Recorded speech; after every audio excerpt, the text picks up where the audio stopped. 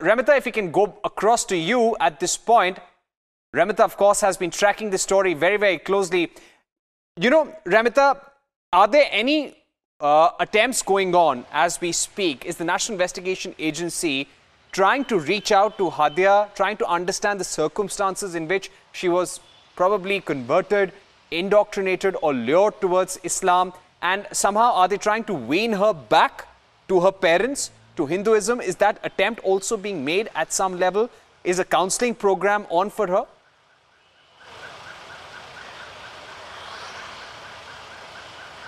Yes, in fact, the counselling program is on for Hadiya for past couple of months. In fact, right after High Court annulled her marriage with the Muslim boy. And in fact, that becomes imperative because the Kerala police have been stationed outside her house. Not just one person, more than 10 people have been stationed outside her house for the past couple of weeks, months. And hence, this is important to realize why is police trying to protect a girl who just converted into a religion if there was no cause to be afraid of, if there was no question of being a threat involved. Now that is why this becomes important, and how the SC also asked the NIA to take this case up, because this was not just an isolated case. There have been several cases that have been reported before. The parents have filed for a habeas corpus, and considering the fact that in Kerala we have had 21 people leaving from Kerala to join the IS faction on the behest of Love Jihad, which was also a very argumentative point back in those days. So this becomes important, and that is why Kerala police have been stationed outside Hadiya's house and still is. And NIA will be investigating this case, and I spoke to NIA sources and they have told me that they are going about with the case in the same manner how Kerala police went about. And the Kerala police did consider this as one of the cases where Love Jihad was a main factor. And hence, yes, they will be going about with the investigation on the same lines. Right. Stay with us, Remitha. Let's also go across to Rhythm Anand Bharadwaj for the latest on that.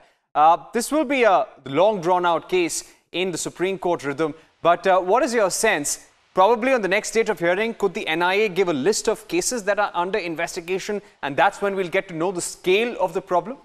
Possibly, Parikshit, because the NIA has clearly told the court they will start the investigation in the case, because Kerala police has clearly told the court this doesn't seem to be an isolated incident. They were almost relieved when the case was being handed over to the NIA. When the Supreme Court was hearing the case, we saw heavy arguments coming from the other side where Kapil Sibal and Indira Jaising for the boy in the case have said that there is nothing, no wrongdoing. This girl is of strong mind.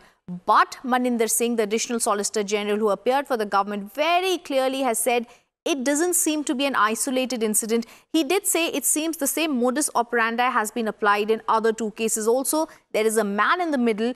These girls are taken for shelter to that person. They are dispirited with their family and their parents. Once they are at that person's house, they are then made to marry Muslim men. It does seem possible that there is a larger controversy at bay here, because an NIA investigation is only happening after all the facts have been put before the Supreme Court, and in their wisdom, they do believe there needs to be something that needs to be seen beneath the surface in the Love Jihad cases that we are seeing. And as Remitha is reporting from Kerala, these cases are not few in number, they are many in number. It's not the first time that a Love Jihad conversion case is coming out from Kerala. So extremely pertinent and crucial to go to the hub of things to really understand what's happening there at Kerala. The NIA investigation will kickstart that.